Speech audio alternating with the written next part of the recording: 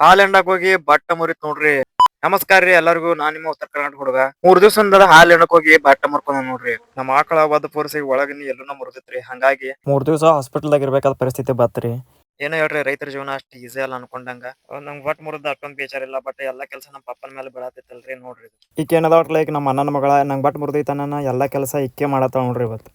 ಈ dairy farming ಅನ್ನೋದು ನಾವು ಅತಿ ದೊಡ್ಡ ಜೀವನದ ಕನಸು ಐತ್ರಿ. ಹಾಗಾಗಿ ಎಷ್ಟೇ ಕಷ್ಟ ಬಂದ್ರು ಇದೊಂದು ಕೆಲಸ ಅಂತೂ ನಾವು ಒಟ್ಟೆ ಬಿಡಂಗಿಲ್ರಿ.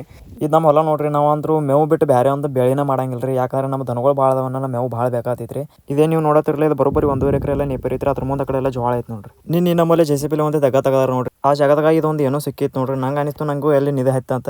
ಅದನ್ನ ನೋಡಿನ್ರಿ, ಬಟ್ ಅದೇನು ಇರಲಿಲ್ಲ, ಒಂದು ಖಾಲಿ ಒಂದು ಮಡಿಕೆತ್ತು. ಇದನ್ನ ನೋಡೋದು ನೋಡಿ ನಮ್ಮ ಮಮ್ಮಿ ಅಲ್ಲಿ ನಿಂತು ನಗಾತಾಳ ನೋಡ್ರಿ, ನಿನ್ನ ಮುಖಕ್ಕೆ ನಿಧಿ ಸಿಗ್ತಿತ್ತು ಬಾ ಅಂತ ಹೇಳಿ.